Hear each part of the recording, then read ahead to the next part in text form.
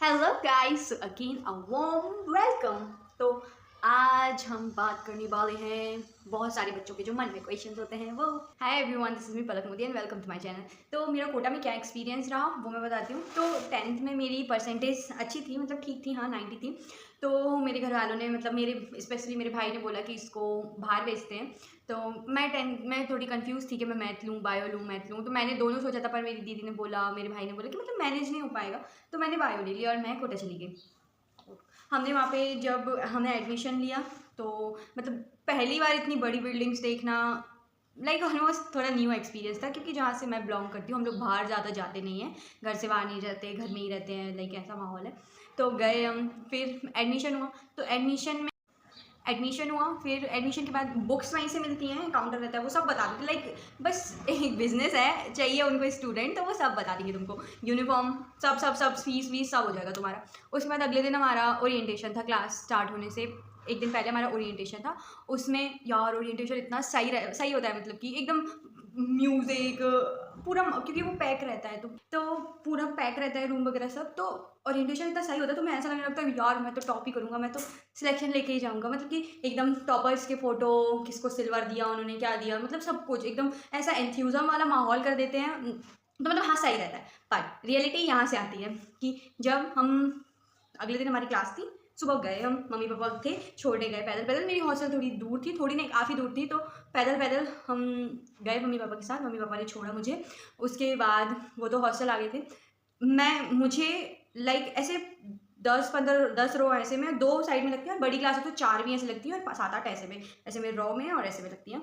तो मैं पीछे की साइड बैठी थी अपनी पहली क्लास में, लाइक हाँ। और क्लास में सर आए, थोड़ा सा उन्होंने कुछ कुछ बोला और उसके बाद फिर क्लास चालू हो गई, वो पढ़ाने लग गए। मुझे कुछ समझ नहीं आया था, मेरी पहली क्लास में कुछ भी नहीं, कि क्या चल रहा है क्या नहीं क्या नहीं। एक तो पीछे बैठी, मतलब नहीं समझ आया।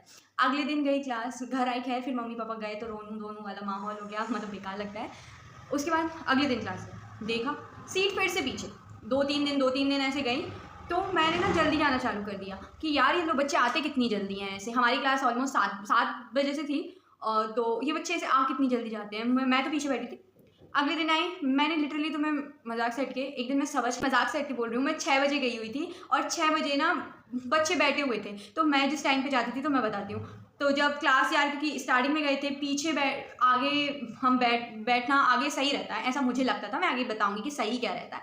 तो आगे बैठने के चक्कर में कि यार सर आएंगे, आगे के आगे हम पूछ सकते हैं, ये कर सकते हैं वो, तो मैं आगे जाके बैठ गई। तो उसके लिए ना मैं 6 बजे अपनी हॉस्टल से निकल जाती थी, क्योंकि मेरी हॉस्टल पहले से ही दूर थी। मैं और मेरी फ्रेंड, हम दोनों को, मेरी फ्रेंड थोड़ा लेट आती थी, हम दोनों में यही रहता था, क्योंकि मैं इतना जल्दी नहीं जा पाऊँगी ऐसा ऐसा। तो वो थोड़ा सा लेट जाती थी, कभी कभी वो जल्दी भी चली जाती थी, पर मैं लिटरली अपनी हॉस्टल 6 सवा 6 पे हॉस्टल से निकल जाती थी। तो अब तुम सोचो उस टाइम पे मेरे अंदर ना जो एंथ्यूज़म था, मैं 4 साढ़े 4 के समथिंग उठ जाना, 5 बजे, नींद ही नहीं लगती थी यार कि पढ़ना है, लाइक ऐसे सब कुछ मैं भूल गई थी कि क्या चल रहा है लाइफ में, क्या नहीं चल रहा है।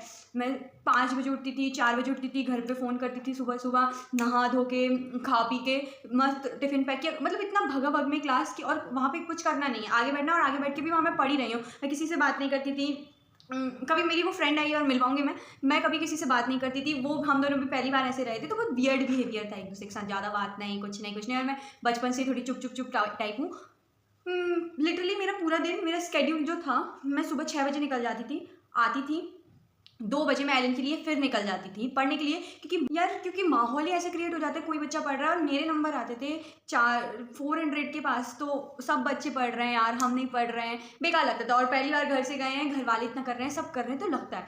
तो मैं 2 बजे, हम 2 बजे आते थे, 2:30 बजे खाती थी, प्रॉपर आधे घंटे का रेस्ट लेके मैं 3 बजे फिर हॉस्टल से गायब, और मैं 7-8 बजे के समथिंग जब हमारे हॉस्टल में आप आ रहे थे, मतलब तो मैं 7 बजे दोबारा हॉस्टल आती थी पढ़ के। और जब इतना सब कुछ पढ़ने के बाद भी रिजल्ट नहीं आता था, तो वहाँ से मुझे बहुत ज़्यादा ऐसे ब्रेकडाउन मिला, बहुत ज़्यादा डाउनफॉल टाइप का फील हुआ था। बट यही है कि हमारे पेरेंट्स इतने सही होते हैं ना, मेरे पापा बोलते थे अरे छोड़ ये सब नहीं, तू बस अपना कर रही है ना, तू अपना कर, इस पर ज़्यादा फोकस मत कर।